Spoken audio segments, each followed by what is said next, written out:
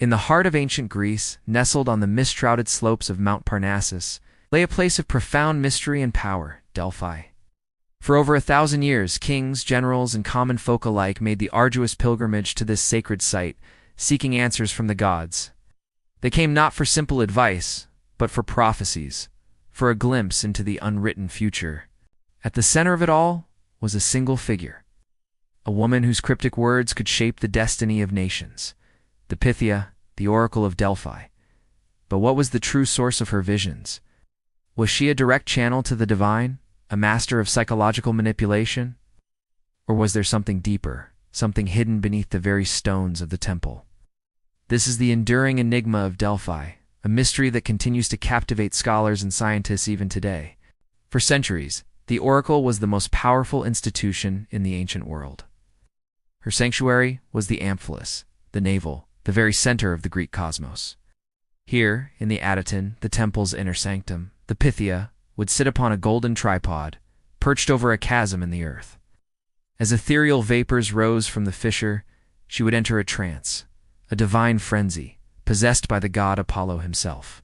Her utterances were often frantic, incomprehensible. A torrent of words that the priests would then translate into poetic and famously ambiguous verse. The advice given was sacred, believed to be the will of Apollo, and to ignore it was to court disaster. The stories of those who heeded and those who defied the oracle's prophecies have echoed through history. Consider the tale of Croesus, the fabulously wealthy king of Lydia.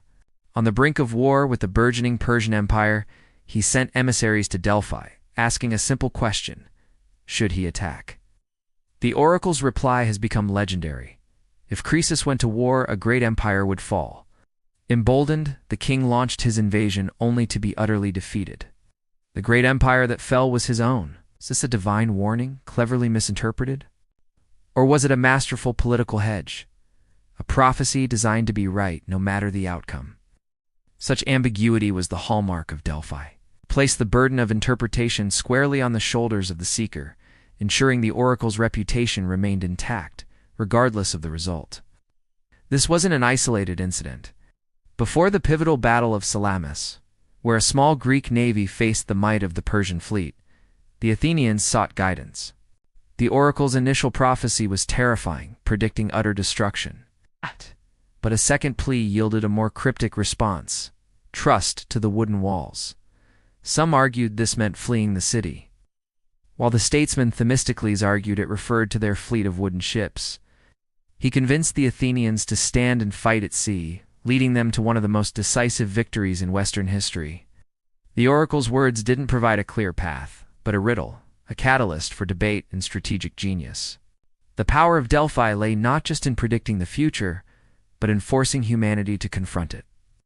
For millennia, the source of the Pythia's trance was attributed solely to divine inspiration. Ancient writers like Plutarch, himself a priest at Delphi, described a sweet-smelling vapor, the pneuma, rising from the earth. But with the rise of rationalism, this explanation fell out of favor.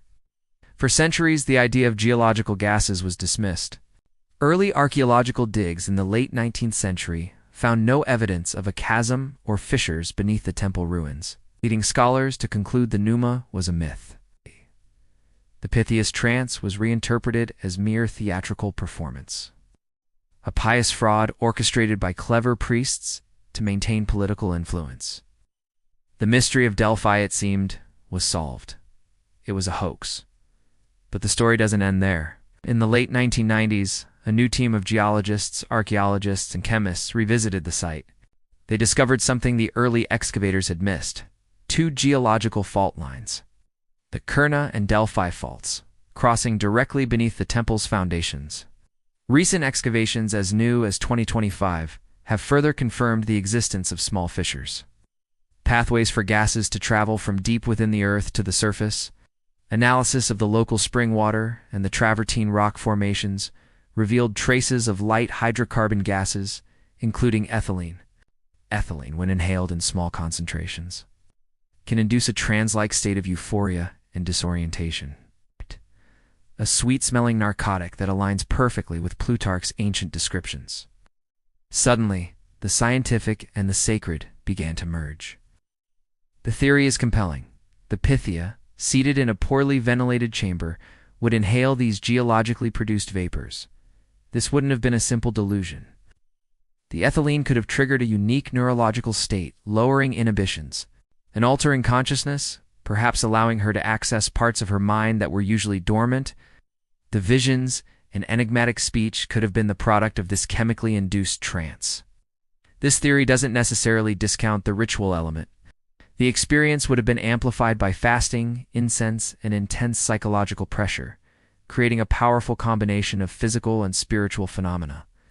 The divine pneuma may have been a real, measurable substance after all. Yet even if we accept the ethylene gas theory, it doesn't solve the entire puzzle.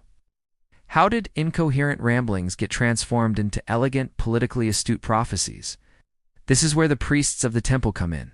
They were not mere scribes. They were educated, well-connected men who gathered intelligence from all corners of the Greek world. Pilgrims waiting to see the oracle would spend days, sometimes weeks, at Delphi, speaking freely with the priests and attendants. This was an ancient intelligence-gathering network of unparalleled sophistication. The priests knew the political climate, the personal anxieties of the seeker, and the likely outcomes of various conflicts. They were the true masters of ambiguity. They would take the Pythia's raw, ecstatic utterances and shape them, polish them into hexameter verse, embedding double meanings and conditional clauses. The prophecy given to Croesus is a perfect example of their craft. It was a statement that could not be proven wrong. This combination of a genuinely altered state in the Pythia and the shrewd political acumen of the priests created an institution that was both mystically potent and pragmatically infallible. It was a synergy of geology, neurology, and political science, all veiled in the language of divine will. The oracle wasn't just a woman in a trance. It was a complex system, a finely tuned machine for producing power. The Oracle of Delphi was finally silenced in 393 AD by the Christian emperor Theodosius, who ordered all pagan temples closed. The prophecies ceased, the pneuma vanished, and the once vibrant sanctuary fell into ruin. For over a millennium, its secrets lay buried.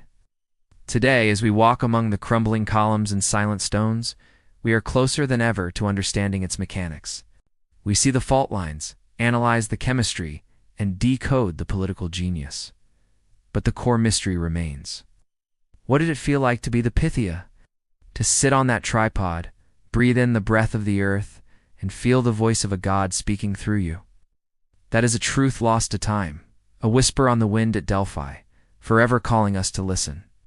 Thank you for joining us on this journey. If you found this mystery as fascinating as we do, be sure to subscribe for more deep dives into the ancient world.